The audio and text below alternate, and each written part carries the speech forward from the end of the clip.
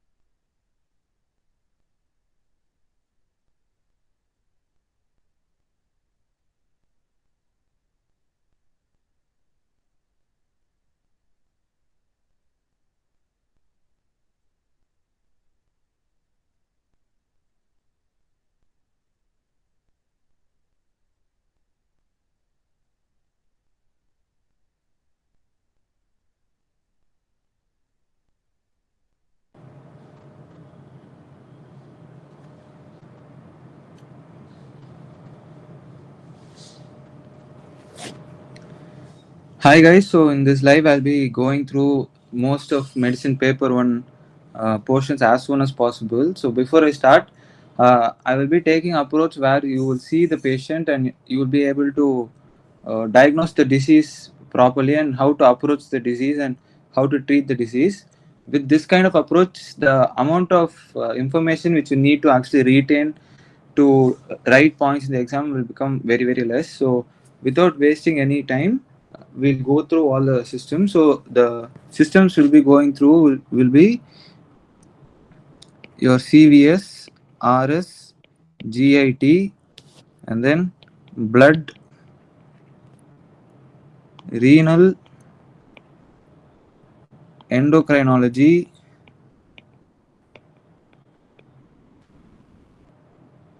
infectious diseases,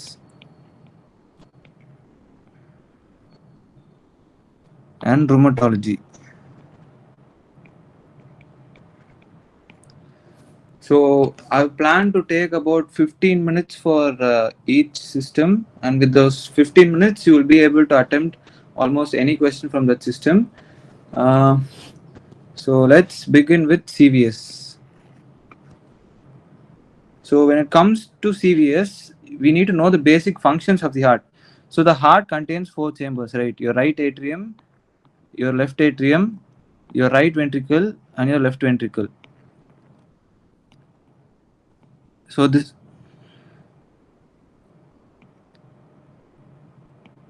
is basically a pump. It contains two pumps actually. Your right side is a separate pump and your left side is a separate pump. So from your right atrium, you're going to blood is going to go to the lungs, and from lungs, right ventricle is going to go to the lungs, and then from your left ventricle is going to go to systemic circulation. So the important things which you need to know are, first of all, the blood supply of heart. Secondly, the electrophysiology of heart. And lastly, the structure of the heart. These are very important things which you need to know to attempt any kind of question in this. So the blood supply, in simple terms, it's going to be from the coronary sinus in the aorta. You have your left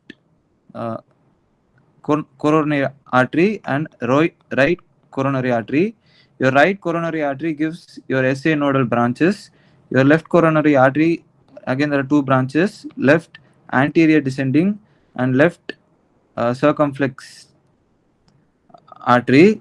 So and then you have posterior descending artery, which can either be from your right side or from your left side. So that will determine the dominance of the heart. This is the basic blood supply of the heart. And then coming to the electrophysiology, you have your SA node here, you have your AV node here. This is your main bundle branch, and then you have your right bundle branch, left bundle branch, and then you have your Purkinje fibers. So along with this, you need to know about the ECG. So this is just a small diagram for you to easily remember about ECG. You have your P wave, QRS complex, and T wave. So everyone knows that the P wave is due to atrial systole, the R wave is due to ventricular systole, and T wave is due to ventricular repolarization. How this occurs is based on how current travels. So it's all based on vectors. So I don't want to waste time going to that. Instead, I'll be telling you which segment of the ECG you need to look for which disease. So if you look at the PR segment, it corresponds to the transmission between the SA node and the AV node. Okay. And then if you have any heart block, there's going to be a problem in this PR interval. So you have grades of heart block, first grade, second grade, third grade.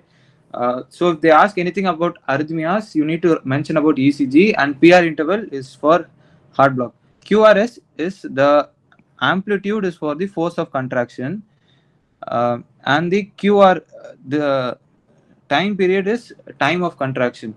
So if there's increased force of contraction, like some kind of hypertrophy or something, there will be a peaking of QRS. And then if there's sustained contraction, then it'll be like long. And then your T wave is related to your potassium.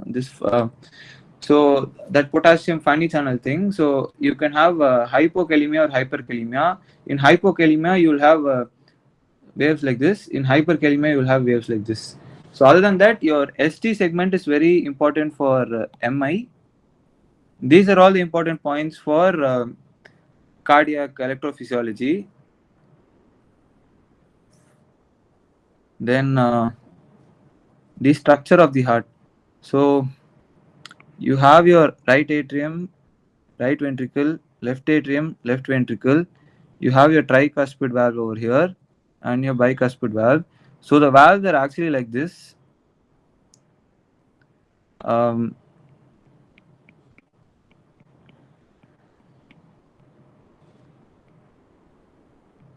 this will be your valve, and there will be one muscle, papillary muscle kind of thing attached to it, and then it'll be right here. So how many leaflets are there based on that? Based on the number of leaflets, you have bicuspid and tricuspid. So that is your structure of the heart. All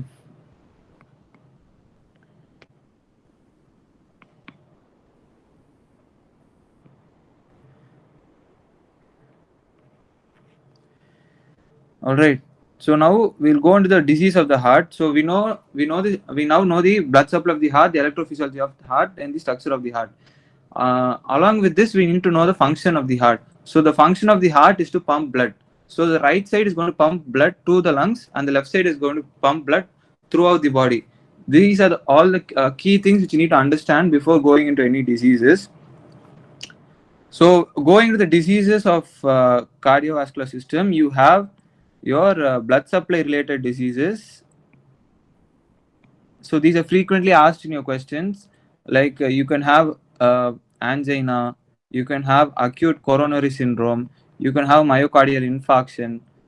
All of these are problems with the blood supply. Second, you have arrhythmias.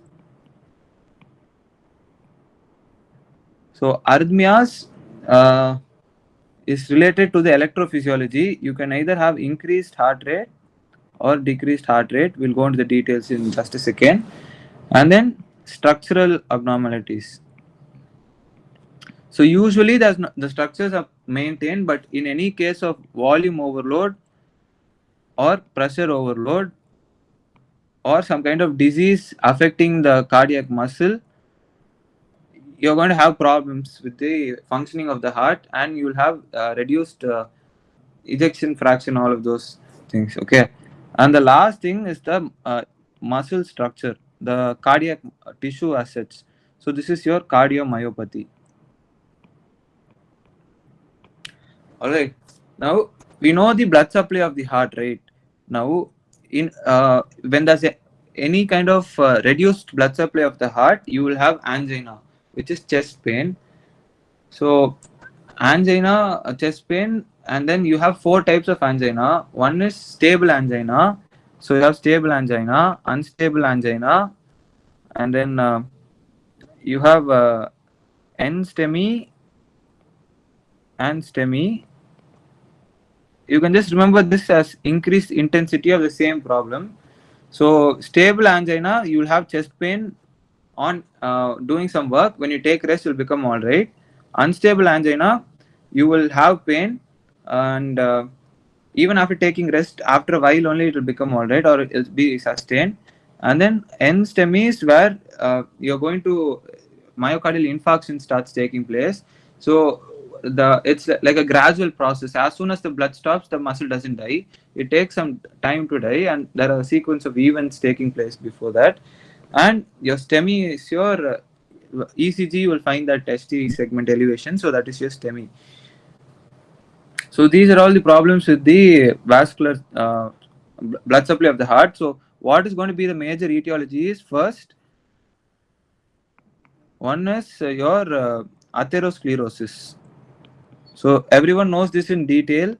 Atherosclerosis, that fat deposition, and then foam cells are formed, and then there is a smooth muscle infiltration into the blood vessel, and there's uh, narrowing of the blood vessel. So that is your atherosclerosis and hypertension. So for any blood supply related problem, you can mention these 2 points as your key points, as your etiological points. Other than this, uh, there can these two are the main precipitating features for formation of any thrombus.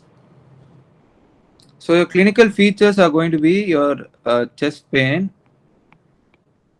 and breathlessness, sweating, and this pain can radiate to your left shoulder, your jaw.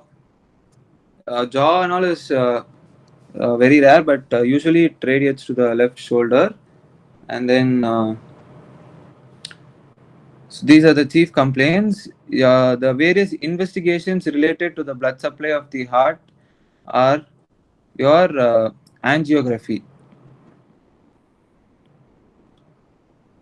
And then you can do a treadmill test where you increase the stress of the heart. This is not performed in someone who's already having some problem.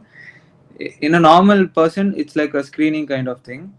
And then you have your cardiac troponins like troponin I, troponin T. So these are all markers of cardiac cell damage. These will be elevated in N STEMI.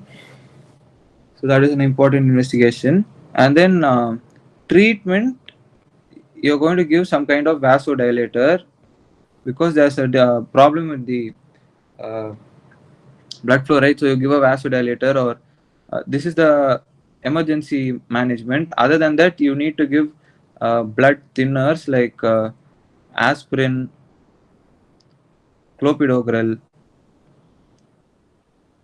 all of those to prevent thrombus formation.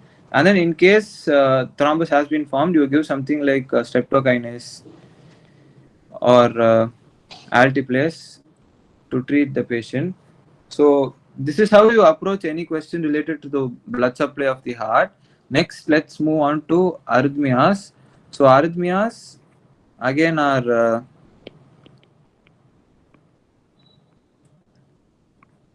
your bradycardia and tachycardia. So your bradycardia is going to be your heart block.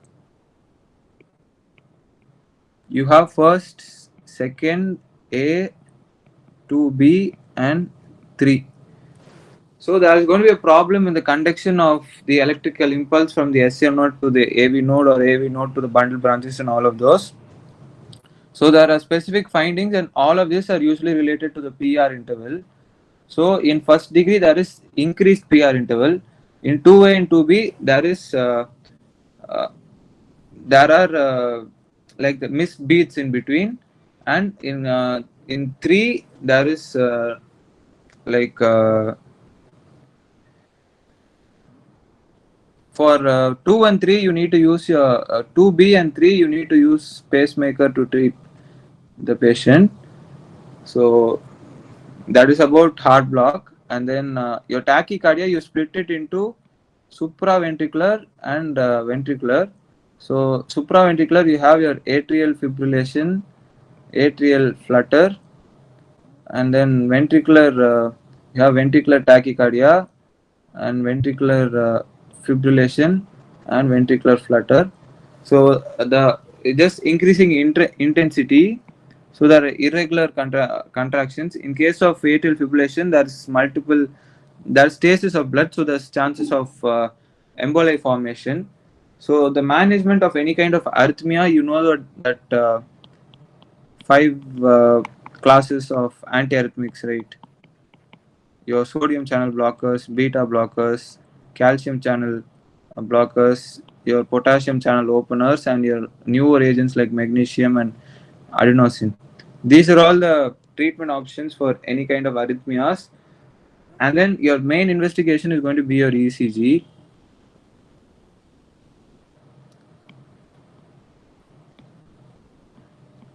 So the difference between supraventricular tachycardia and ventricular tachycardia, in ventricular tachycardia, you will have a problem with this QRS segment.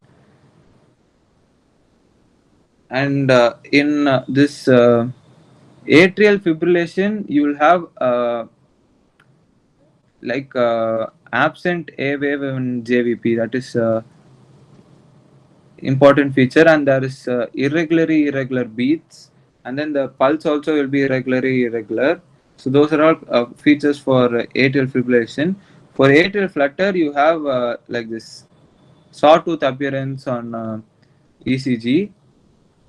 So those are clinical findings for different types of arrhythmias. And then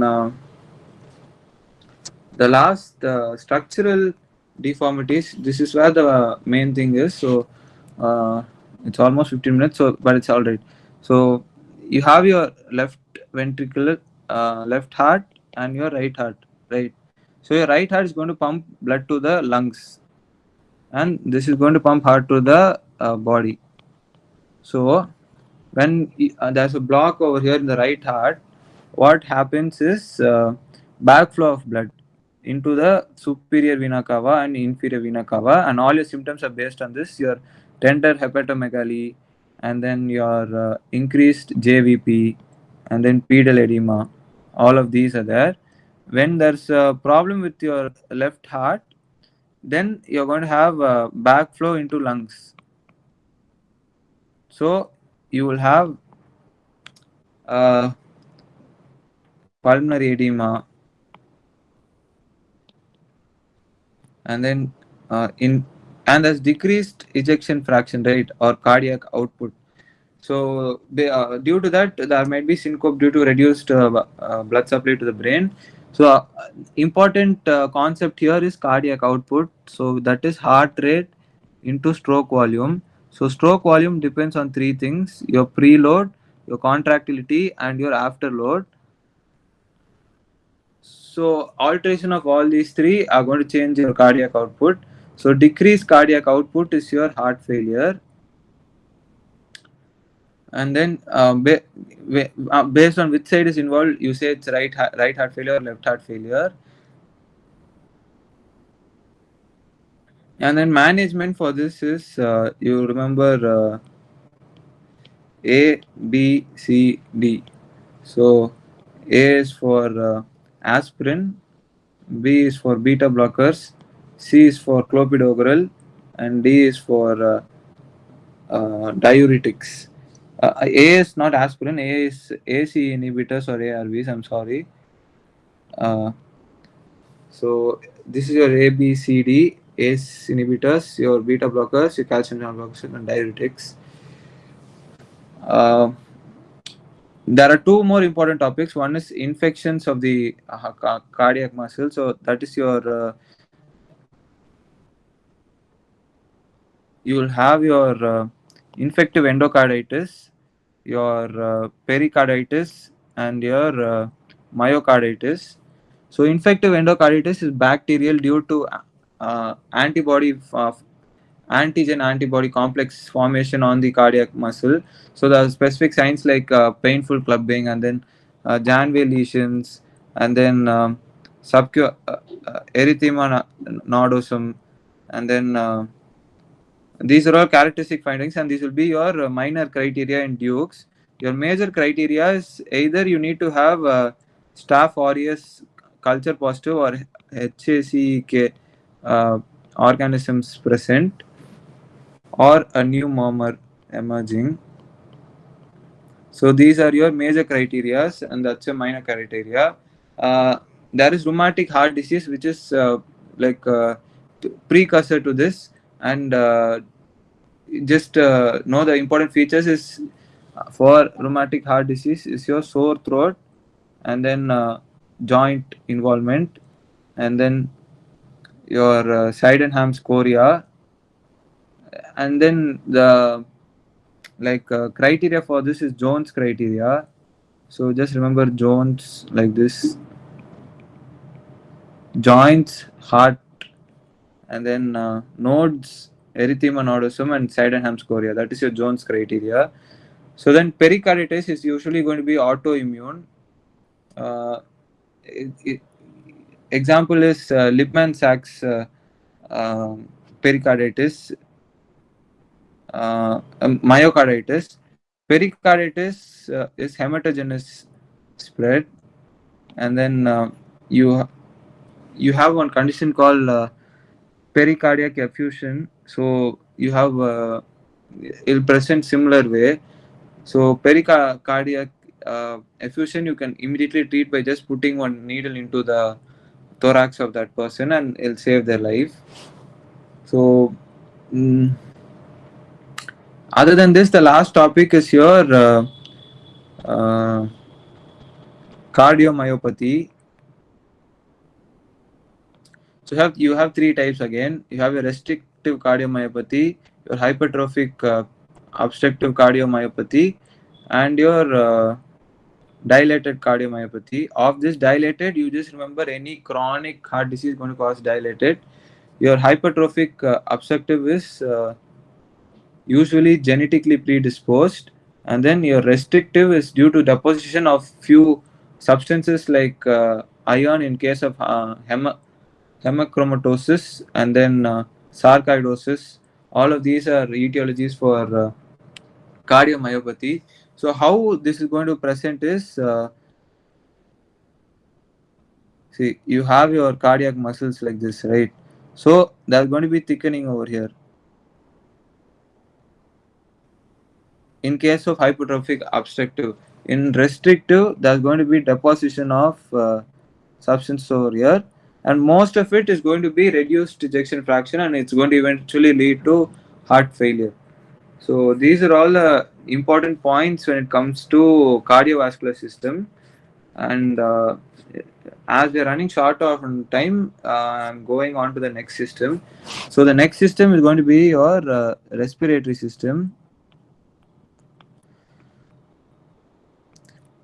So your respiratory system is basically going to help you to get air into the oxygen into our body, and dispose of your carbon dioxide.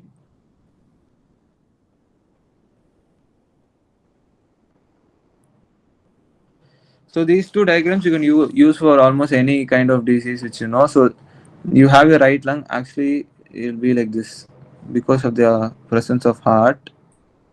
So it'll be like this. So what are the functions of lung is you need air to enter over here, go into the bronchus, reach the alveoli, and then you have your alveoli over here, your type 2 pneumocyte over here, and your interstitial space, and your blood vascular endothelium over here. Alright. So from here it goes over here, and then carbon dioxide goes outside like this. So that is the main function of the respiratory system in very very brief terms.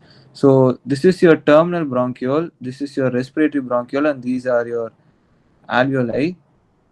So what are the various problems that are going to be in the respiratory system? Are going to be very simple. There can be some kind of block over here. So that is your upper respiratory tract infections, and then you can have some kind of infections over here which lead to blockage, or you can have some kind of diseases which destroy the alveoli. So when the alveoli destroyed, you have a problem here, and there's impaired diffusion. So these are all the summary of all the respiratory system diseases.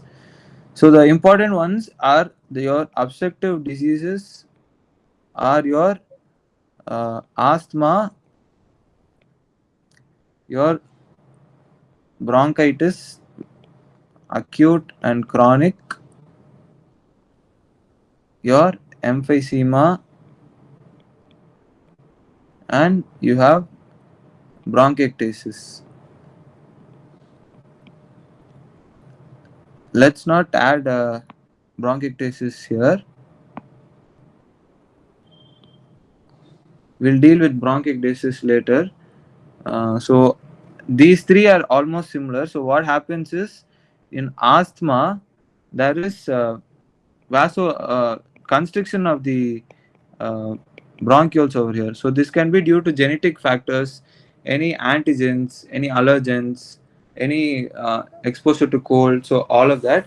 So when it comes to asthma, you need to know about this eosinophilic sensitization, and when they're exposed to more thing, the mast cell will secrete histamine, and that is going to cause your bronchoconstriction, leading to breathlessness. So most important thing is this is reversible. So important diagnostic test for this is methacholine test, and then there is no actual proper damage to the structure of the respiratory system as such. There's only sensitization and hyper reaction. So hypersensitive reactions happening. So next you have your bronchitis, which is inflammation of the bronchus. So whenever you have inflammation, you're going to have your neutrophils coming in first, then macrophages. Eventually, there are going to be dead cells and pus collection. So you're going to have some kind of crepitations or all of those things when it goes and reaches the alveoli.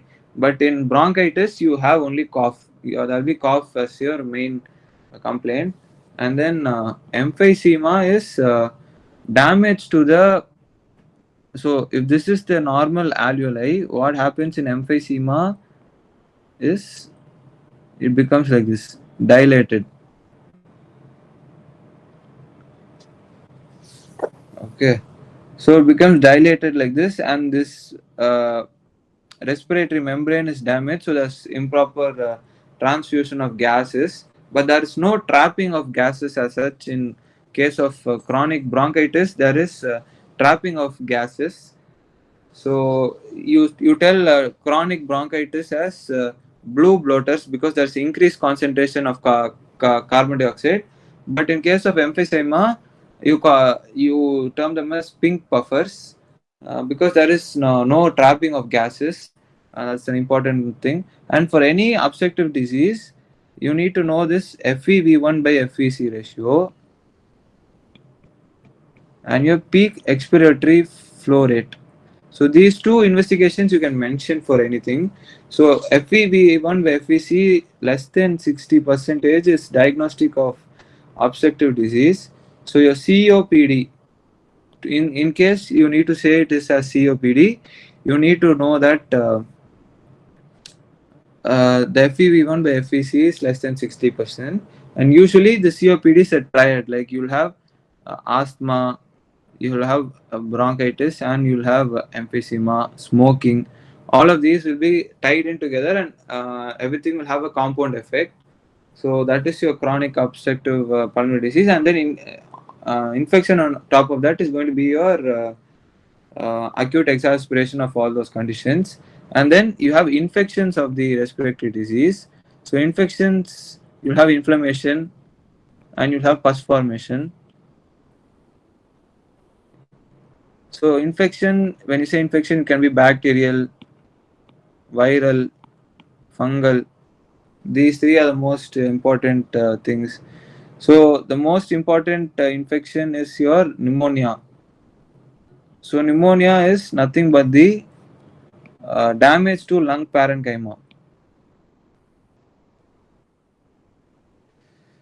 So lung parenchyma is damaged. You have a pus collection, so you'll have fever, and then in viral thing you won't have fever. You'll have fibrosis. So in any kind of chronic infection, you'll eventually end up with fibrosis of the lung. So what happens during fibrosis is that this alveoli becomes like damaged and it's replaced by fibrous tissue which does not support transport of gases, effectively reducing the functionality of your lung. So that would be the various infections of lungs. So pneumonia a little bit more in detail because it's a frequently asked essay question is the types of pneumonia. So you have bacterial, viral. So COVID pneumonias possibly an essay this year. Many people are predicting that they'll ask this as an essay. So what happens in COVID pneumonia is actually that the virus goes and uh, attaches itself to the type 2 pneumocytes. So these type 2 pneumocytes are developed only in adults, and it attacks this AC receptor, but in children it's not there. That's why they are not affected. Other than that, due to this damage of this alveoli, there's going to be fibrosis over here, and so there's going to be reduced uh, like functionality of the lung. Other than that, it has other effects like they're more prone to myocardial infarction and all of those things. So that will be your pneumonia. Now I want before going about TB. TB is like most of you will already be knowing a lot about it. It's also an infection, so it goes and attacks the neutrophil. It lives inside the macrophages.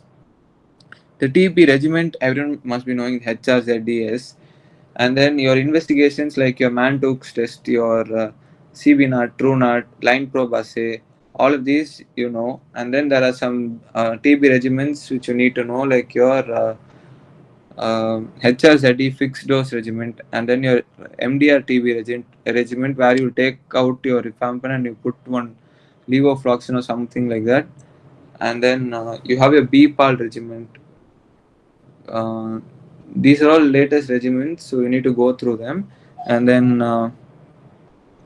the last thing I want to know is like common points which you can write for any respiratory system. So the common points are that on examination you can hear certain sounds like crepitations and wheeze. So crepitations is bubbling sound usually when there's some fluid in the alveoli. Wheeze is when there is narrowing of the alveoli. So when air passes through that narrow passage, you have a sound that is known as wheeze.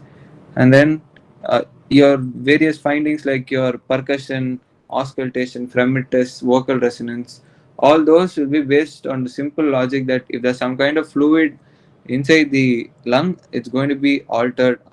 Like solid is better conductor than uh, air. So based on all simple physics concepts and tests, we are checking what kind of disease it is. So that is all about your. There are two more things: your pleural effusion and your interstitial lung diseases and your bronchogenic carcinoma, your lung cancers.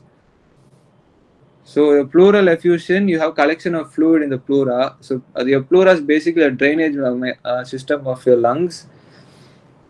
And then your interstitial lung diseases are where your interstitium is deposited with something like sarcoidosis or some kind of bacterial growth or something like that. So that is your interstitial lung diseases. And bronchogenic carcinoma, you have four types.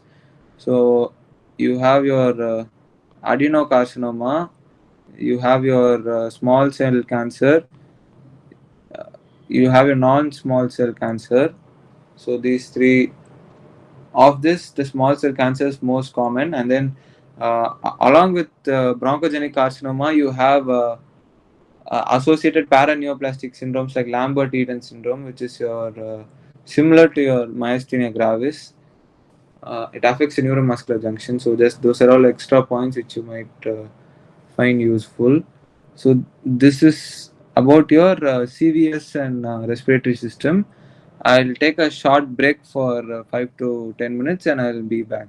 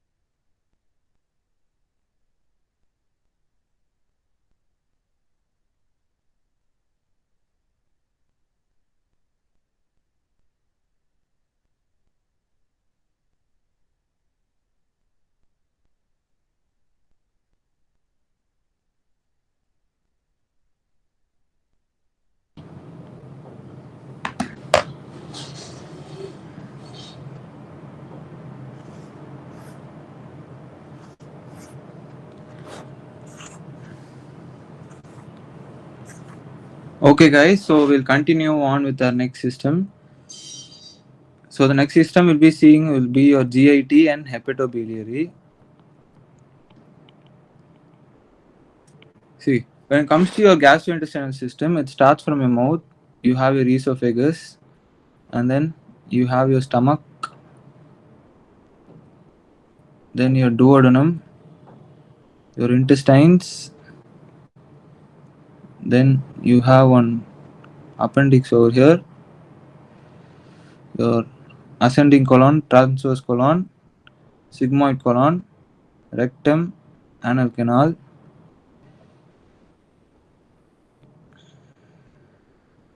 Okay, so most of this is going to be covered in surgery. So you will deal with each one of the organs like esophagus, stomach, duodenum, your small intestine, large intestine, appendix, your rectum, your renal canal, all in detail in surgery. In medicine, you'll be dealing with the functions of the uh, gastrointestinal system. So the main function of the system is digestion, right? So there are primarily going to be only two problems with this. First of all, there's going to be impaired HCl production, leading to peptic ulcer, and then there might be the lower esophageal sphincter weakening over here. That is your GERD.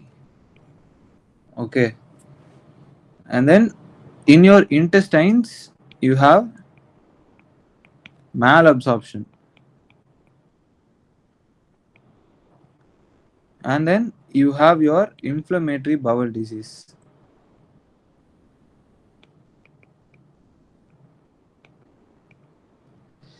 These are all the main functions of the stomach. Okay, so when it comes to the whole of gastrointestinal system, you need to remember that there are four layers.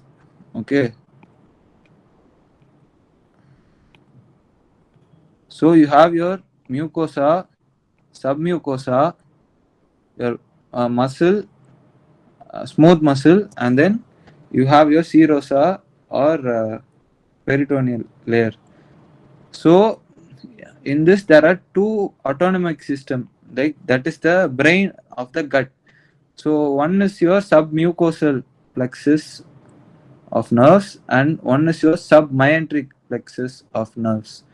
Okay, Meissner's and Auerbach. So Meissner's is submucosal and Auerbach's is submyenteric.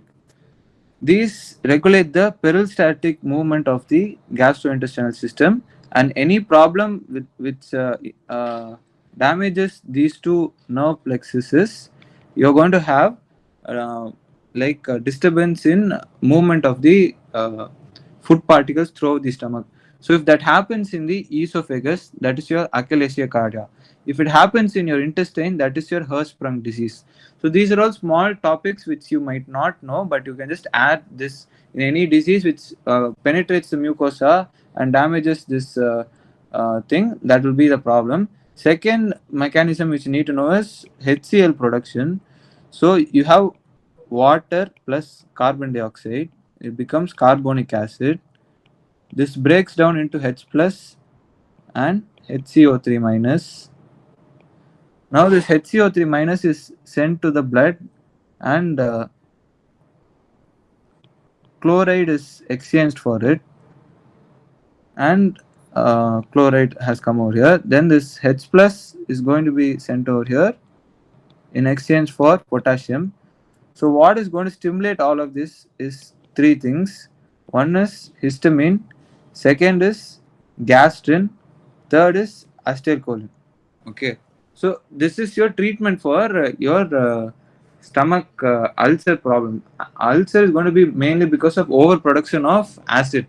Due to overproduction of acid can be either due to Zollinger-Ellison syndrome or this H. pylori thing, which will go and increase the production of gastrin. So those are the etiologies for causing peptic ulcer disease. So this is the mechanism which you need to know. You can write in detail about this. So when there's some problem with this, you will have peptic ulcer disease. Peptic ulcer disease, you will have that is pain. When you don't eat for a long period of time, you will have problems. All those features you're going to have. If there is cicatrization, then it might develop even into a gastric outlet. Gastric outlet obstruction kind of syndrome. Where in surgery, I've seen that case. Right? So based on that, you can write the features of that. Now the second thing is your malabsorption syndrome. So there are four malabsorption syndrome. Commonly asked short notes, and everything together is an essay. So you have your celiac sprue, and then you have your tropical sprue. You have your lactose intolerance. Finally, you have inflammatory conditions leading to malabsorption. So, what basically is happening is this is your intestinal villi. Okay, this is your Peyer's patch, villi Peyer's patch. This Peyer's patch is nothing but the like security of the small intestine. Any kind of inflammation or toxic substance, you're going to have some kind of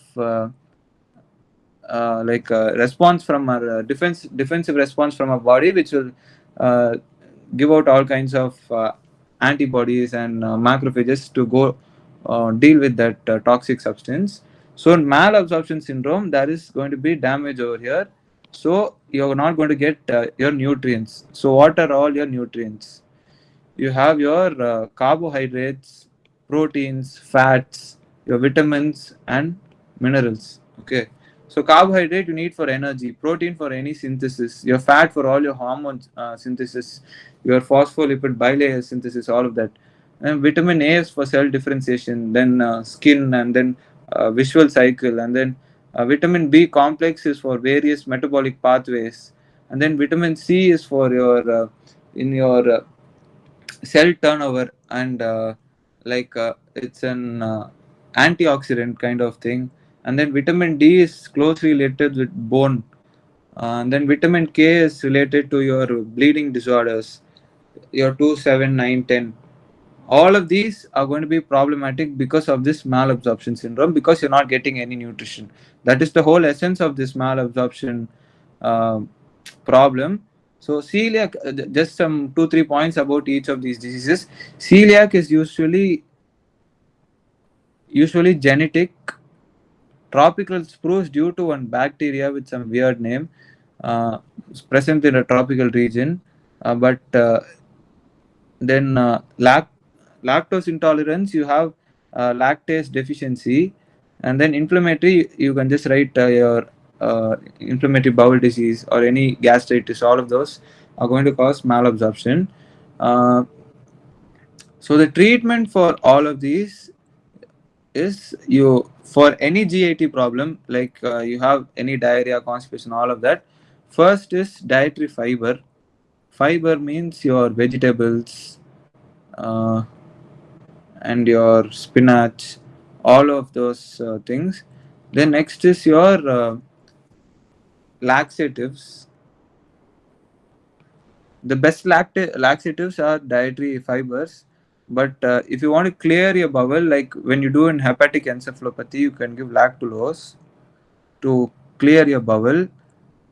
And then other than that, you can give like nutritious food, then exercise. All of these are going to be positive effects on your all diseases related to your gastrointestinal system. So these two topics are very important and frequently asked in gastrointestinal system.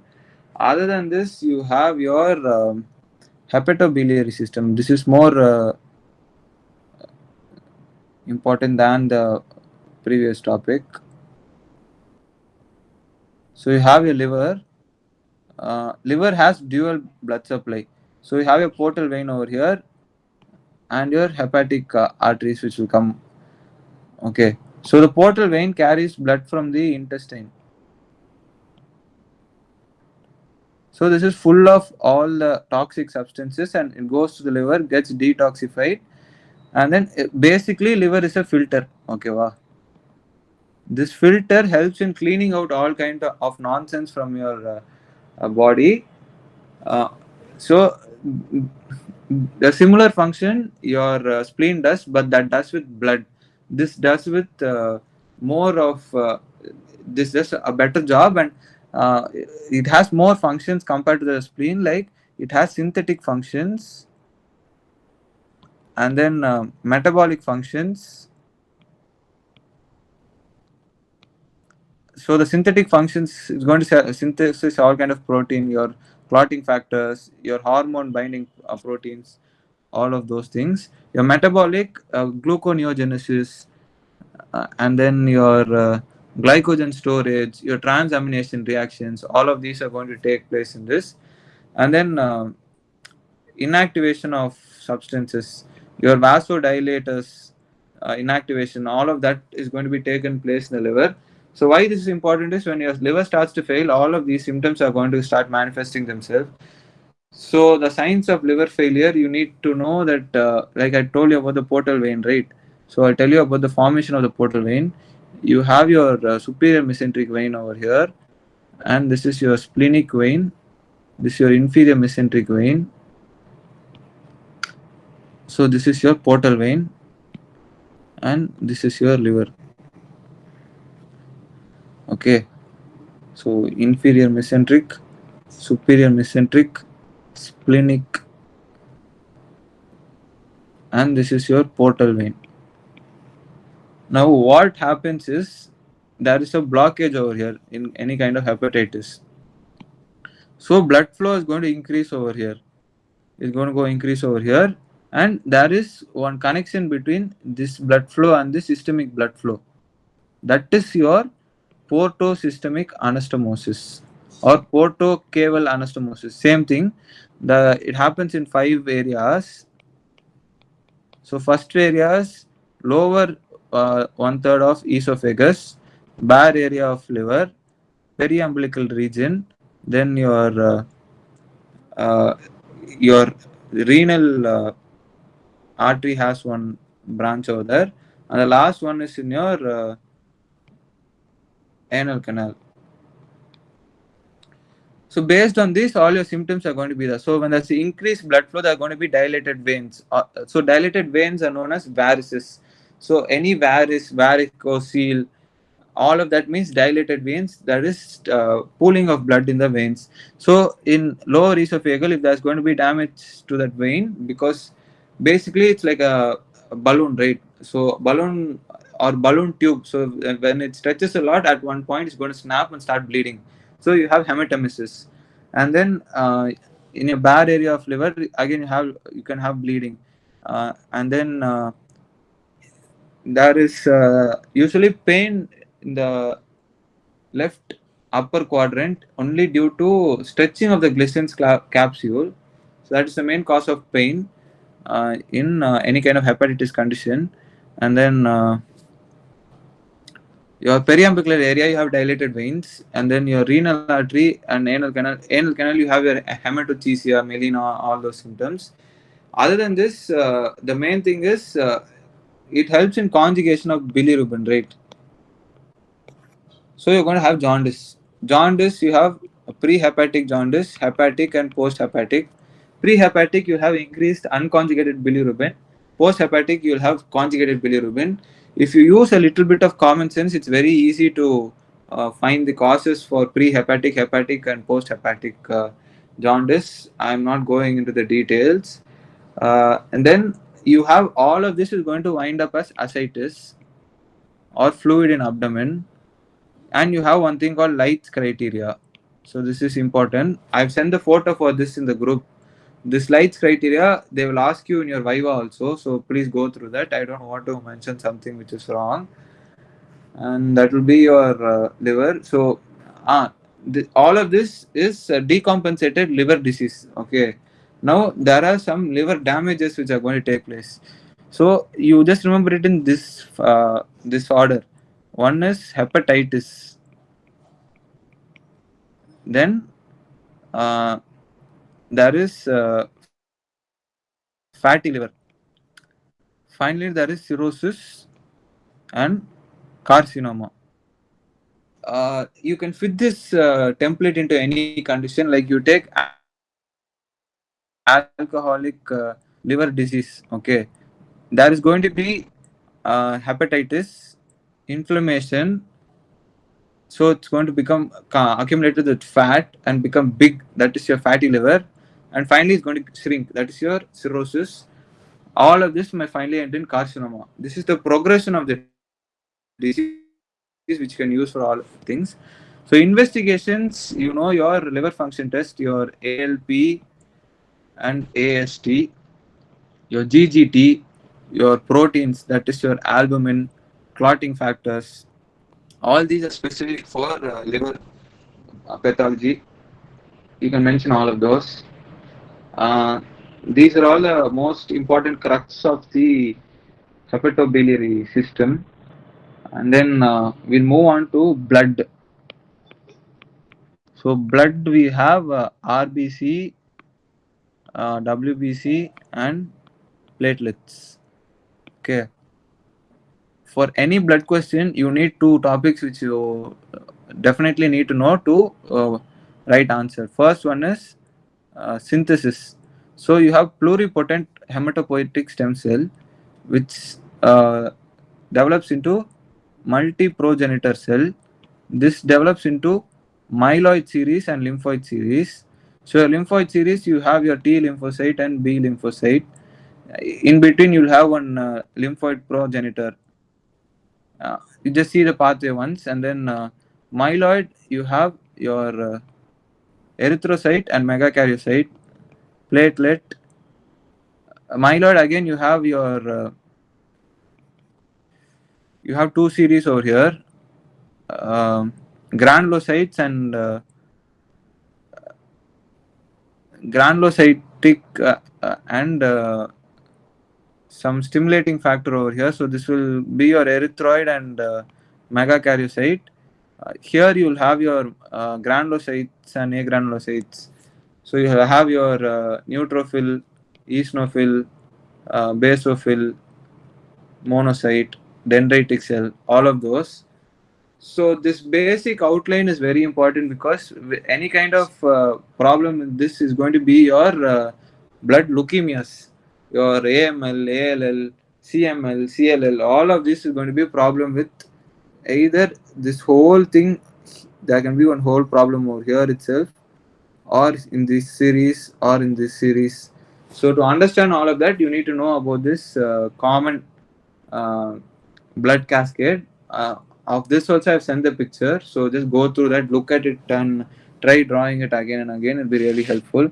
Next is your coagulation pathway. So you have a platelet, it gets activated like this, and it joins with other platelets to become one platelet plug like this.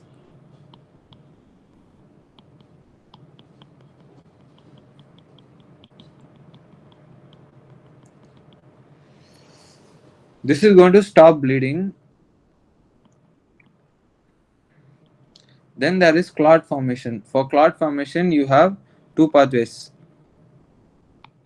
extrinsic pathway and intrinsic pathway, and then you have your common pathway.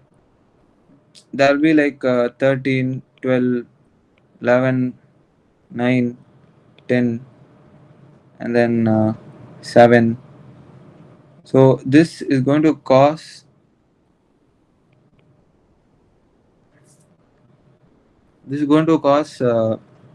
prothrombin to become thrombin and fibrinogen to become fibrin. So this fibrin is actually the clot. Okay. Now, how will you detect this? Is you have two times. One is your bleeding time and your clotting time. So your bleeding time is your platelet plug formation, and your clotting time is your fibrin clot formation. Other than this, you can check for your individual factors like 1, 2, all the 13 factors. 6 alone won't be there. 6 is not there. you have 13 factors. In that, 8 and 9 are very important because these are related to hemophilia. So all of these are your basic essentials for dealing with anything related to blood. So the important thing in blood is anemia. So anemia is decreased hemoglobin. Either the quality is decreased or quantity is decreased. So how much this is going to be decreased is 11 grams per deciliter is your cutoff. Normal males it's 13 to 16, females is 12 to 15. So less than 11 you're going to consider it as anemia. You can also define it as packed cell volume less than 36% in females and 42% in males. That's a definition of anemia. Then your classification based on size, you have macrocytic, normocytic, and microcytic. So micro, macro. So this is less than 70 femtoliters. This is 70 to 96 femtoliters. This greater than 100 femtoliters. Your microcytic anemia is your iron deficiency anemia, your anemia of chronic disease, sideroblastic anemia, and your thalassemia. Normocytic, you have too many of them like hemorrhage, all of those, many are there. You leave that. We will go to macrocytic, simple vitamin B12 and folic acid. Okay. So mainly you will be tested on iron deficiency anemia. So what happened for this? You need to know one special iron studies. So Fe studies. In that you will know your serum iron, your total iron binding capacity, and then your transferrin and hepcidin. All of these are going to vary according to different diseases. So that is your iron deficiency anemia. And then vitamin B12 and folic acid similar, but B12 you'll have neurological symptoms, beefy tongue. This was asked for a juniors as one of the essay questions. Vitamin B12 anemia. So for that you have vitamin B12. You have one extra point is that you need intrinsic factor for absorption of vitamin B12. This is produced in the stomach. Okay. So if there's some problem with the stomach and there's no intrinsic factor, you're going to have pernicious anemia. So that is one point over there. And then other anemias, your hemoglobin problems like spherocytosis, eleptocytosis, and then your sickle cell disease and thalassemia, alpha, beta. All of these are problems with hemoglobin synthesis. So basic hemoglobin is going to be synthesized from glycine plus choline. Then you have some ALA, something, some 2-3 more steps, and finally you have heme, you have globin, and then you have heme. These two join together to form hemoglobin. So, and then this will go to the liver and be broken down into bilirubin. The iron part will be reuptaked and used again. This is the overall just one basic idea about the iron metabolism. This spherocytosis is that WBC is usually dumbbell shaped like this, right? But in spherocytosis it's like this. So the spleen will start destroying it, and you'll have a hemolytic kind of anemia. And then ellipse you like this. Sickle cell, when there's oxygen tension like that, you'll have like this. Malaria is protective for sickle cell disease. That's one point which you need to remember. And then thalassemia, you have alpha, beta. So globin has 4 chains, 2 alpha, 2 beta chains. defect in these are what is going to cause this thalassemia.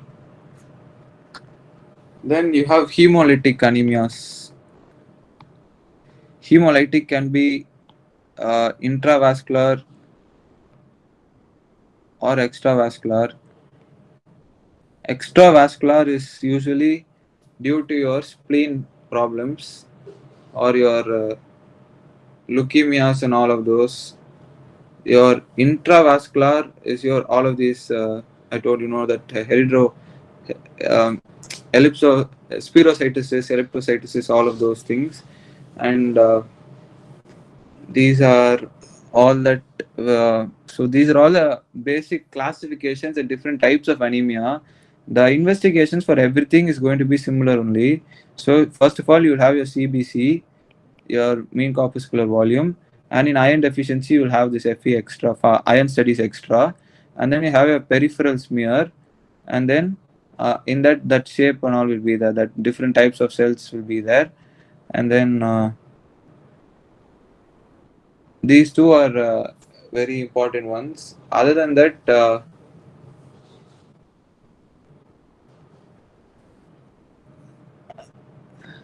peripheral smear, and then you can do a bone marrow biopsy, or in this you will see the erythroid and myeloid ratio. So that is the thing for investigations. For treatment in severe cases of anemia, you are going to give uh, packed cell volume or whatever they're missing, mostly packed cell volume. Other than for iron, you have ferrous sulfate and then IV dextran, and then iron sucrose solution, and finally you have PCV, packed cell volume. For any of these hemolytic anemias and all of those, you will give corticosteroids. So these are all the main treatment says for anemias. So just few extra points in hemolytic anemia. There's going to be jaundice plus anemia. In iron deficiency anemia, you'll have signs like koilonychia, spooning of nails, and then angular stomatitis, cheilitis. All these are extra specific points for iron deficiency anemia. So, and then we'll stop again for. Wait, we'll finish this hematological malignancies and then we'll take a break. So, you have AML, ALL, CML, CLL. Okay, in this CML is the most. They're going to ask most about this. This Philadelphia chromosome.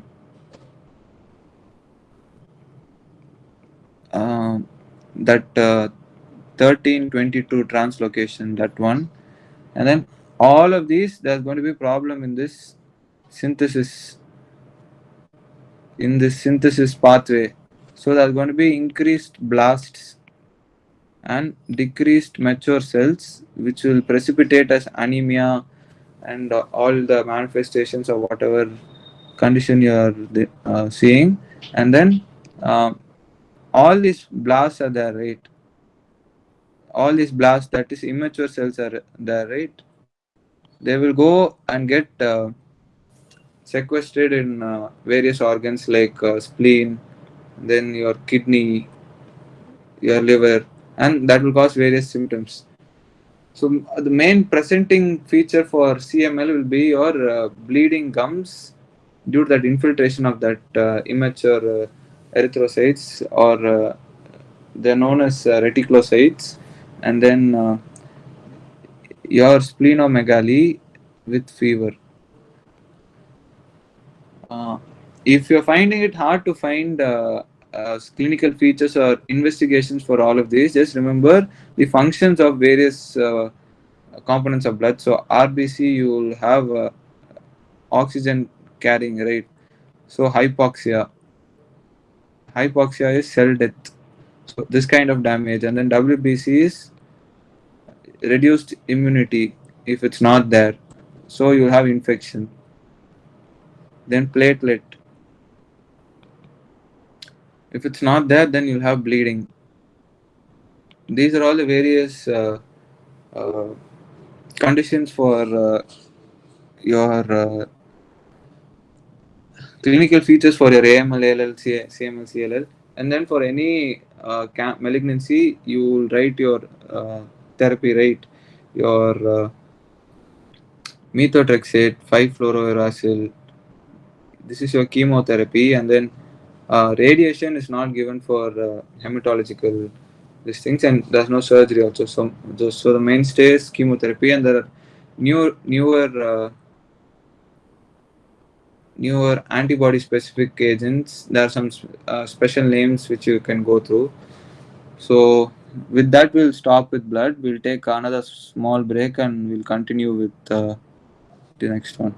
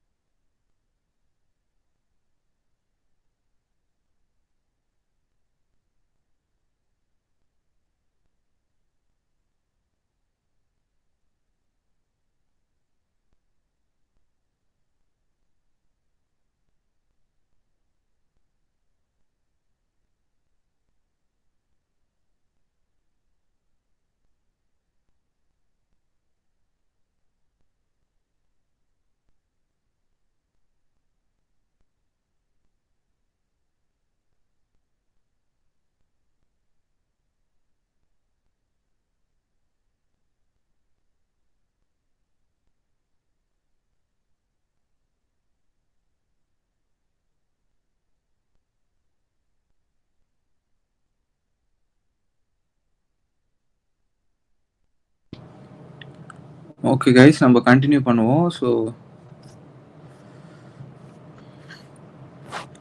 Next வந்து renal system பார்ப்போம். ரீனல்ல வந்து உங்களுக்கு மெயினாக அந்த குளோமருலஸோட slit membrane ஒன்று இருக்கும்.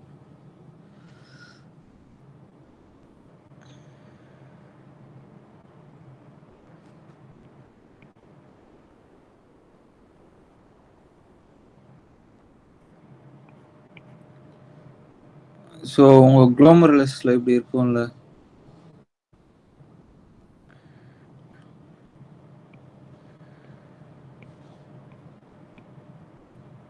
So உங்கள் glomerulus proximal கான்வலூட் tubule, தின் descending loop, திக் ascending loop, அப்புறம் distal convolute tubule, and then you have your collecting duct. So you have your renal artery afferents over here, you have your vasa recta, all of those. Then you have your renal veins. This is a normal structure of the kidney. So the important thing is this slit membrane is there, no? The slit membrane and this podocyte. This is the filtration apparatus. So why this is important is any kind of kidney pathology of the glomerulus, you're going to have a problem either the slit membrane or the supporting of that membrane, which is podocytes. So you have some proteins like nephrin over there, and you don't need to go into the details. Just remember there's one slit through which there is filtration, and then there is your podocyte which supports it, and then it is negatively charged. Okay, so this negatively charged very important because this is what is the reason why the proteins are repelled and not excreted in urine. So that is the most important thing. And then the functions of kidney are: one is filtration, two excretion of phosphate and sodium, and then reabsorption of glucose, then your magnesium, calcium, potassium. All of these will take place in different regions of the tubule. And then you have water balance, then you have acid base balance, and finally you have erythropoietin synthesis, and then vitamin D, the final that hydroxylation takes place over here. So in any kidney injury, all of these points are what are going to be manifestation of the clinical features, or whatever you're going to find out clinically represent. So the important questions when it comes to kidney are going to be your nephritic,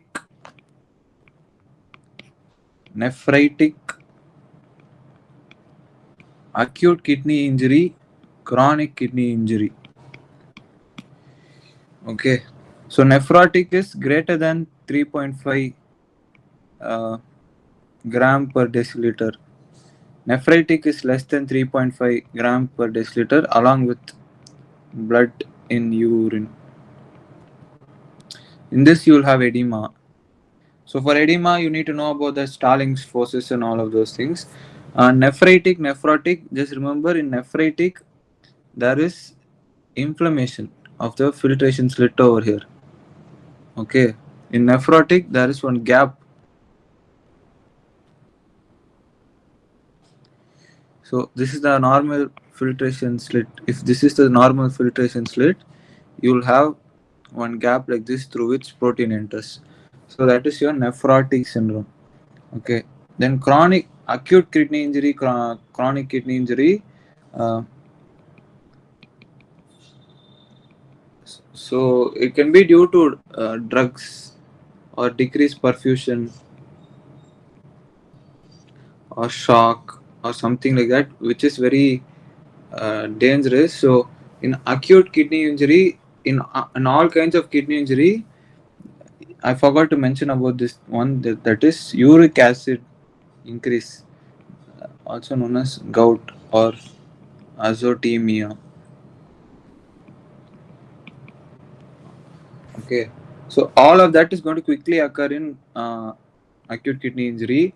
In chronic kidney injury, you will have some condition like diabetes or any drug intake, or kidney will start failing. So initially there will be increased urine output, and gradually there will be decreased urine output. In any kind of chronic condition, there will be inflammation first of all, then there will be fibrosis.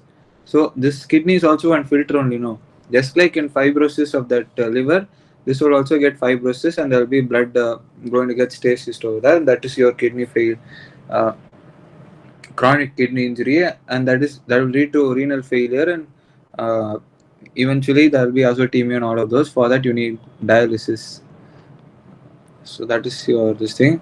In nephrotic, you will have various reasons for nephrotic syndrome, like uh, in case of diabetes, it initially presents as nephrotic, and then you have your IgA nephropathy. These two are the ones I'm able to remember immediately. And then in nephritic, you have PSGN, and then SLE. Due to SLE, you have nephritis syndrome, and then you have uh, progressive glomerular nephritis. And then uh, in this side, you'll have minimal change disease. There are some various names, but just know if it's nephrotic or nephritic. I've sent the photo for this also.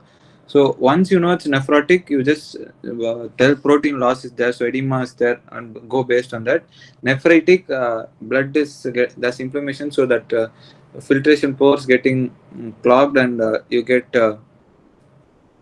blood in urine, and this less than 3.5 grams per deciliters, your blood being sent out.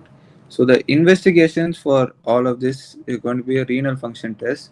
So your urine color, amount, smell. There are some specific like sweet smelling urine is your branch in amino acids in that, and then black color urine alkaptonuria, then cola colored urine in acute glomerulonephritis, and then those are all specific points for that. Then you have your blood urea nitrogen and creatinine. Then you have creatinine clearance. Blood urea nitrogen, I told you that secretion of uric acid, urea cycle. um, so urea cycle, what basically it is ammonia. In all amino acids, there's going to be ammonia. Okay, this ammonia cannot be excreted as such, so it is converted into uric acid. That is your uric acid cycle. This ammonia is usually transferred as glutamine. There are two more over here, so there is one ammonia, two ammonia. Biochemistry basics, all these concepts are, and then nephrotic, nephritic, acute kidney injury, chronic kidney injury. Your treatment, in case of any nephritis, you will give corticosteroids. In nephrotic, you will decrease protein intake, and if there's some disease per se, you need to treat that disease, like diabetes, that. And then there are going to be general considerations like increased water consumption, not in case of chronic kidney disease and kidney failure, but otherwise water is very helpful for clearing out the toxins from our kidney. And then salt restriction, all of those. So there are some um, various mechanisms for regulation of your glomerular filtration rate, like your renin, angiotensin, aldosterone system. So renin from kidneys will go activate angiotensinogen, and then you have AS1, AS2 that will go and lead to constriction of the efferent arteries, and that will increase the renal glomerular blood flow. Then your aldosterone is secreted by the adrenal medulla.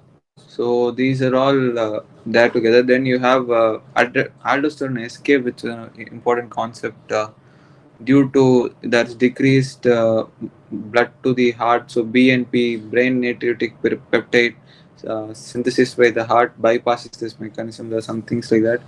So all of that you can integrate into this renal system, and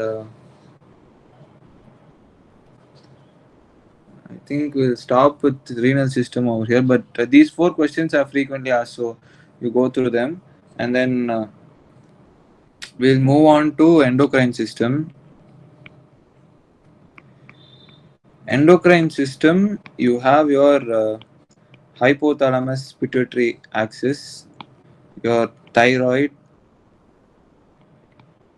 your adrenal gland, and your pancreas.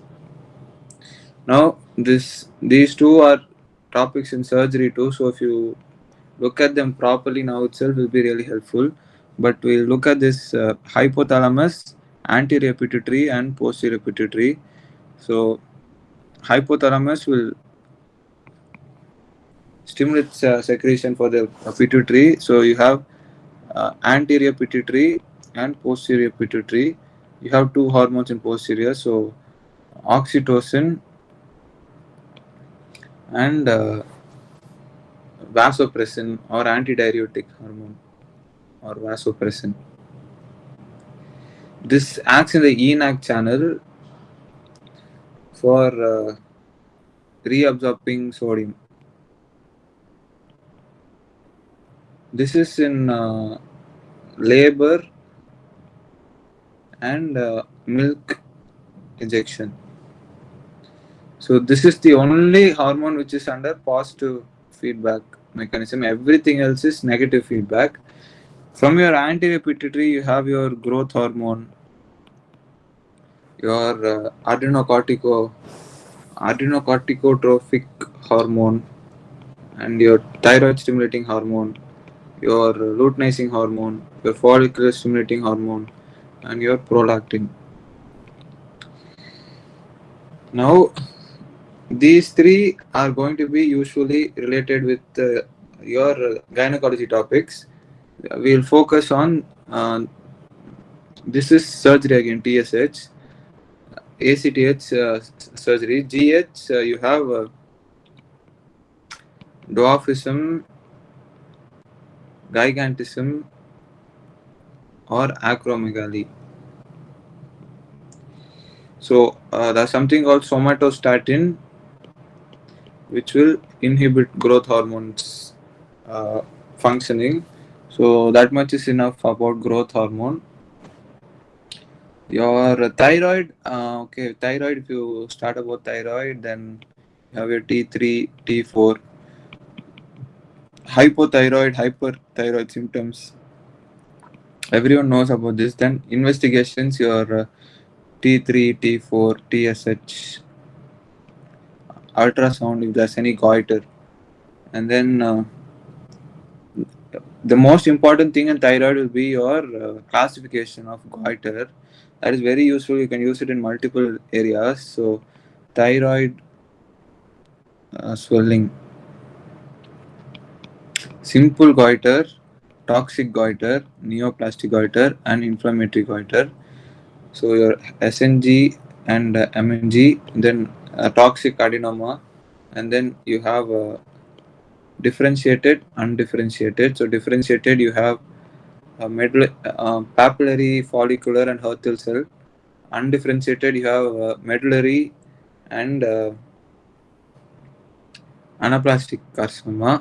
Inflammatory, you have five of them. Hashimoto's thyroiditis, and then Riedl's thyroiditis, Renals is fibrosing, and then dequerven is then you have granulomatous. This is granulomatous. Then you have inflammatory, that is infections like TB and HIV, all of those chronic infections, syphilis. Last one I'm not able to recollect. So that is about your thyroid. These are all common, but in medicine you need to focus about your pancreas. So this is how the pancreas look. It'll be a little bit like this. Secretes insulin and glucagon.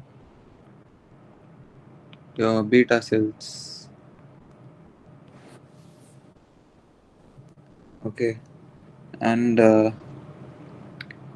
this is where your diabetes also you need to put this into this diabetes and hypoglycemia,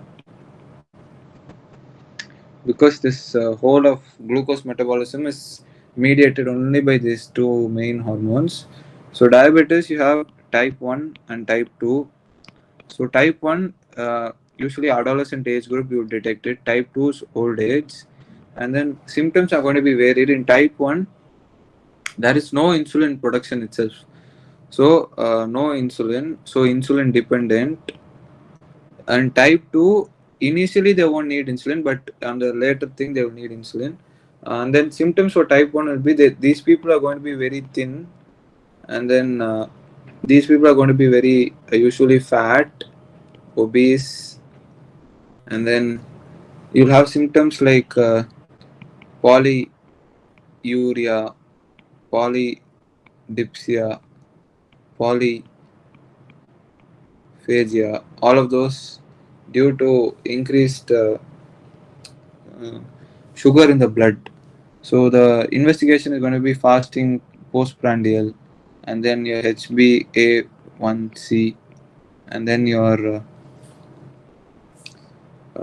fasting postprandial HbA1c, and then glucose tolerance test 30 minutes and 2 hours. So that is your diabetes. In this, the most important thing is going to be your treatment protocol. So everyone knows about insulins. Insulin is again four types: ultra short, short, intermediate, long acting. So ultra short is Aspart and Lispro. Short acting is a normal insulin. Then your intermediate is NPH insulin. Long acting is your Glargine and Dutimer insulin. So this is very important for your type 1 diabetes. Type 1 diabetes, what happens is if this is when he eats his morning breakfast and then lunch and dinner. Okay. To maintain his glucose level, you can give doses like this. This is fast acting insulin only. This is the most cheapest way, but better would be to give a long acting with ultra short acting insulin. So it will be like this. This is the baseline. So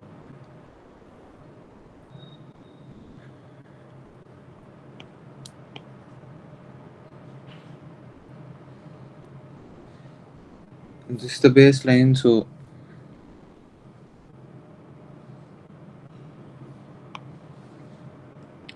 what happens is you give one long acting and then one ultra short acting, long acting, ultra short acting. So this blue line is the effect of ultra long acting ones.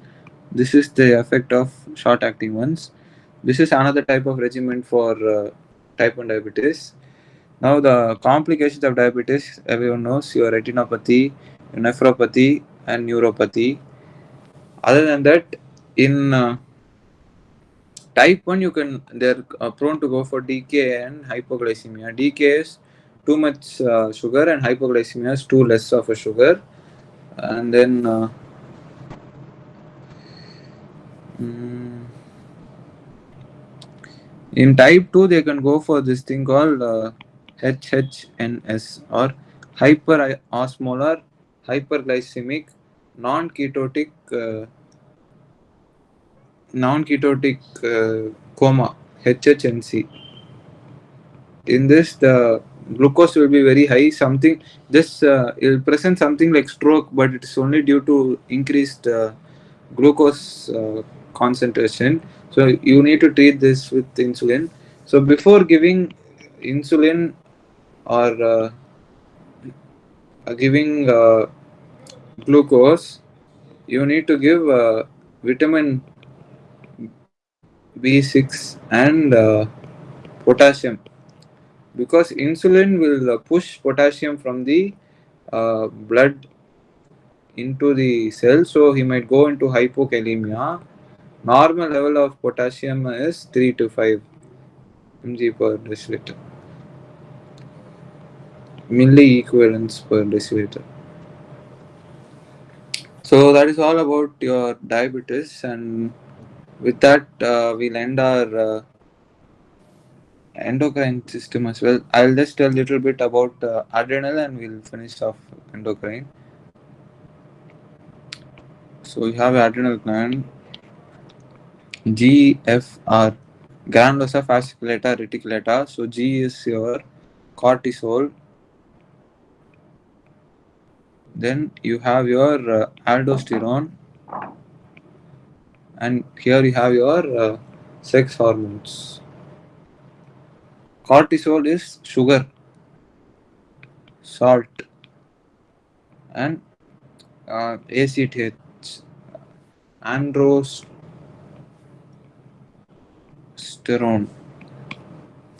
or epiandrosterone. All those precursors for your sex hormones is produced over there. So remember GFR, sugar, salt, sex. So that is your mnemonic for this. And then the various things, problems in this will be your Cushing's disease, which is increased secretion of cortisol. I'm not sure. You just check it up. Cushing's, Cons is primary aldosteronism. So this is increased cortisol, and then you have a pheochromocytoma, which is all of these will be increased. There's one triad in that of hypoglycemia, hypokalemia, and one more feature over there that will come in surgery. We'll deal with that later. But this is what is the problem with the adrenal medulla, and these are all the possible questions. So based on that, you can attend, and for anything, you just put the hypothalamo pituitary axis. That will cover one half page or one page, and then explain its negative feedback mechanism, and you can measure the levels of cortisol and all of those points, and that would be enough for your endocrine. We'll take a short break, and then we'll just I won't write anything for the next two topics, your rheumatology and infectious disease. I'll give an approach of how to read them, because there are too many diseases and we can't go through each one of them in this short period of time.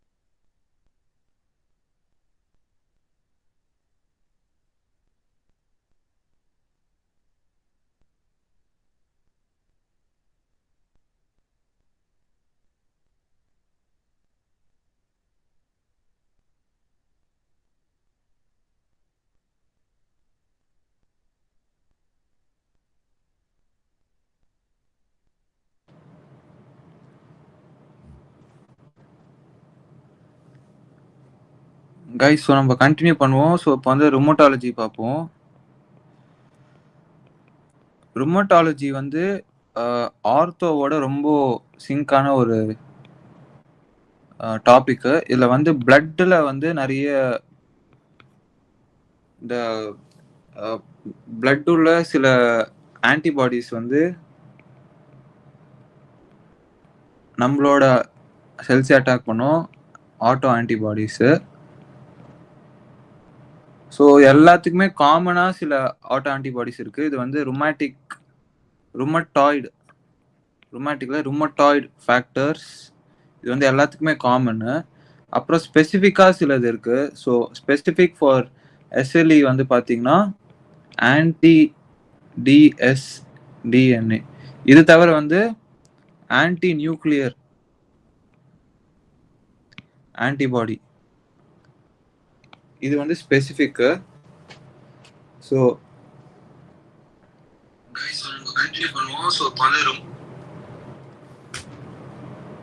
Anti dsDNA specific for SLE.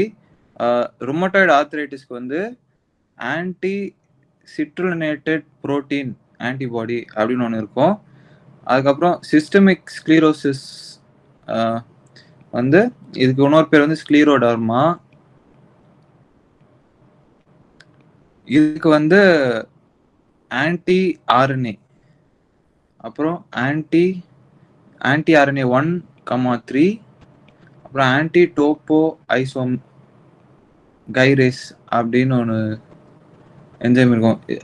இந்த ரெண்டு ஆன்டிபாடியும் வந்து அதுக்கு ஸ்பெசிஃபிக்கு. இதெல்லாம் இன்வெஸ்டிகேஷன்ஸ்ல நீங்கள் fill up பண்ணிக்கணும். So clinical ஃபீச்சர்ஸ்ன்னு பார்த்தீங்கன்னா எஸ்எல்இக்கு வந்து first manifestation வந்து ஜாயிண்ட் இன்வால்மெண்ட்டு, செகண்ட் வந்து நெஃப்ரைட்டிஸு, தேர்ட் வந்து கார்டியாக்கு, அப்புறம் லங்ஸு, ஜிஐடி. ஸோ ஜாயின்ஸில் வந்து என்ன ஆகும்னா ஆர்த்ரைட்டிஸ் ஆகும், இன்ஃப்ளமேஷன் ஆஃப் த ஜாயிண்ட். அதுதான் வந்து எஸ்எல்இயோட இது ஆக்சுவலாக ருமட்டாய்டும் அதே தான். ருமட்டாய்டு வந்து ஜாயிண்ட் தான் ஃபுல்லாக வந்து மல்டிபிள் ஜாயின்ட்ஸ் வந்து இதுவாகும், ஸ்மால் ஜாயின்ட்ஸ் வந்து இன்வால்வ் ஆகும், பைலேட்டரலாக இருக்கும். இதெல்லாம் வந்து ருமட்டாய்டுக்கு வந்து பாசிட்டிவ். அது நம்ம நடக்க சரியாகும், அதெல்லாம் வந்து ருமட்டாய்டுக்கு பாசிட்டிவ். ஓகேவா? அப்புறம் வந்து கிட்னில வந்து நெஃப்ரைட்டிக் சிண்ட்ரோம், ஹார்ட்ல வந்து பெரிகார்டைட்டிஸ், மயோகார்டைட்டிஸ் அதெல்லாம். அப்புறம் லங்ஸ்ல வந்து ப்ளூரல் எஃப்யூஷன் அந்த மாதிரி சிம்டம்ஸ் இருக்கும். கேஸ்ட்ரோஇன்டெஸ்டைனல் டிஸ்டர்பன்ஸ் அந்த மாதிரி நீங்கள் போட்டுக்கோங்க. இதெல்லாம் கிளினிக்கல் ஃபீச்சர்ஸ் ஆஃப் எஸ்எல்இ. அது தவிர முக்கியமானது மறந்துட்டேன், ஸ்கின்ல வந்து மலர் ரேஷும் டிஸ்காய்ட் ரேஷ், இது ரெண்டும் ரொம்ப இம்பார்ட்டன்ட் எஸ்எல்இக்கு. அப்புறம் அந்த இது போட்டிங்களா, ட்ரீட்மெண்ட் எல்லாத்துக்கும் காமன் தான், நான் அது கடைசியில் சொல்கிறேன். அப்புறம் வந்து ருமட்டாய்டு ஆர்த்ரைட்டிஸ் வந்து அந்த ஜாயிண்ட்ஸ் ஃபுல்லாக ஜாயிண்டாக தான் வரும். ருமட்டாய்டு ஆர்த்ரைட்டிஸ் அந்த ஆன்டி சிட்ருலினேட்டட் புரோட்டீன் இருந்தால் அதுக்கு வந்து வர்ஸ் ப்ரோக்னோசிஸ். ஓகேவா? மீதி சிஸ்டமும் எல்லாம் அதை அஃபெக்ட் பண்ணும் அப்படின்னு ஒரு லைன் போட்டுருங்க. அது எப்படி ஸ்பெசிஃபிக்காக அஃபெக்ட் பண்ணணும்னு எனக்கு ஞாபகம் இல்லை. அப்புறம் சிஸ்டமிக் ஸ்க்ளீரோசிஸ், இது ஈஸி. இது ஸ்க்ளீரோசிஸ்னா ஃபைப்ரோசிஸ் அப்படின்னு ஞாபகம் வச்சுக்கோங்க. ஸோ வந்து எங்கெல்லாம் போதோ ஹார்ட்டு, லங்கு, கிட்னி எல்லாத்துலேயும் வந்து ஃபைப்ரோஸ் பண்ணிட்டு போயிடும். ஃபைப்ரோசிஸ்னா அந்த ஏரியா வந்து திக்கன் ஆகி போயிடும். அதுதான் வந்து சிஸ்டமிக் ஸ்க்ளீரோசிஸ். அதுக்கு வந்து அந்த ஆன்டி ஆர்என்ஏ இல்லை ஆன்டி டோப்போ ஐசோகைரேஸ் அந்த என்சைம் வந்து ஸ்பெசிஃபிக்கு. இதை தவிர வந்து வாஸ்குலைட்டிஸ் இருக்கு. வாஸ்குலைட்டிஸ் வந்து large vessel, medium vessel, small vessel. Small வெசிலுக்கு எக்கச்சக்கமான ரீசன்ஸ் இருக்கு. அதுக்கு வந்து ஆன்கா அப்படின்னு ஒன்று இருக்கும், ஆன்டி நியூக்ளியஸ் சைட்டோபிளாஸ்மிக் ஆன்டிபாடி. அது வந்து ஆன்டி நியூட்ரோஃபிலிக் சைட்டோபிளாஸ்மிக் ஆன்டிபாடி. அது வந்து ரொம்ப முக்கியமான ஃபைண்டிங். இதில் நிறைய பேர்லாம் வரும். ஸோ மீடியமில் வந்து பாலி ஆர்ட்ரைட்டிஸ் நோடோசா, அப்புறம் வந்து கவசாக்கி டிசீஸ் அது வரும். லார்ஜ் வெசலில் வந்து டாகாயூசு ஆர்ட்ரைட்டிஸ் அந்த மாதிரி வரும். எல்லாமே ஆட்டோ இம்யூனு வாஸ்குலர் டிசார்டர்னால உங்களுக்கு வந்து இந்த பெட்டிகே ரேஷஸ் அந்த மாதிரி வரும். ட்ரீட்மெண்ட் வந்து எல்லாத்துக்கும் காமன். ஸோ ட்ரீட்மெண்ட்டுக்கு என்னன்னு பார்த்தீங்கன்னா கார்டிகோஸ்டீராய்டு. இந்த கார்டிகோஸ்டீராய்டை நம்ம வந்து எப்படி பிரிக்கிறோம்னா ஷார்ட்டு, இன்டர்மீடியட்டு, லாங். ஷார்ட்னா இந்த சோன் hydrocortisone. Okay. Short intermediate வந்து பிரெட்னிசோலோன்.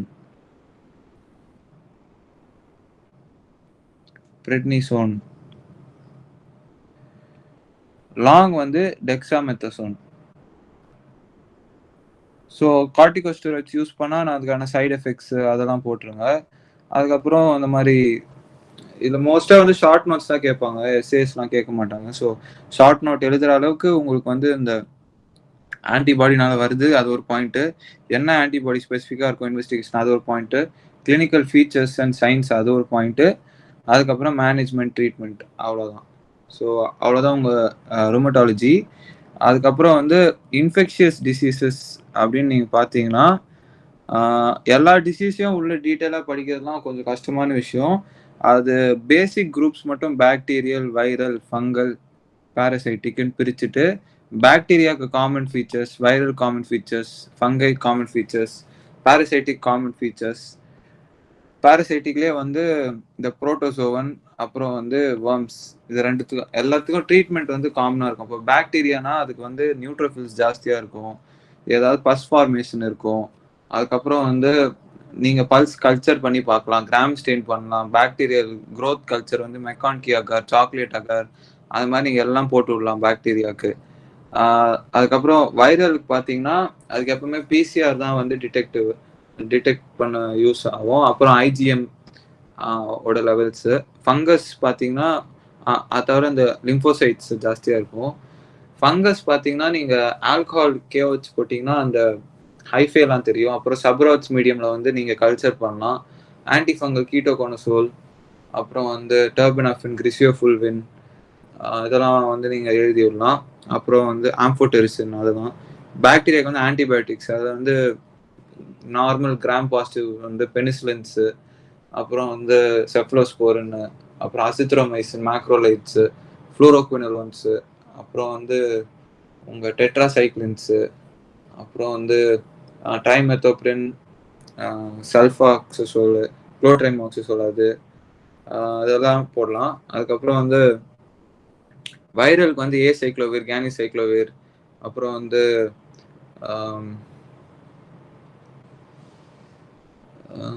அது ரெண்டு தான் டக்குன்னு ஞாபகம் வருது. அப்புறம் வந்து பாரசைட்டிக் வந்து புரோட்டோசோவல்னா வந்து மெட்ரோனிடசோல், அப்புறம் வந்து மெட்ரோனிடசோல், குளோரோக்வின், மெஃப்ளோக்வின், பிரைமாக்வின், ஆர்டிமித்தர், ஆர்டிசோனேட், இதெல்லாம் வரும்.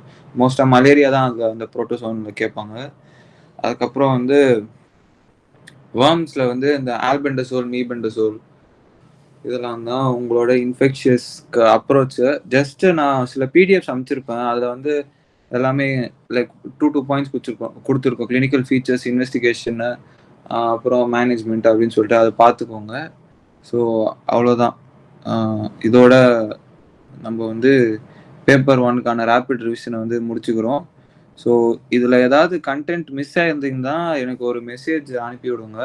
அதை நான் வந்து டிஸ்கிரிப்ஷனில் வந்து these are the mistakes in this video அப்படின்னு நான் போட்டு விட்டுருங்க. Thank you guys.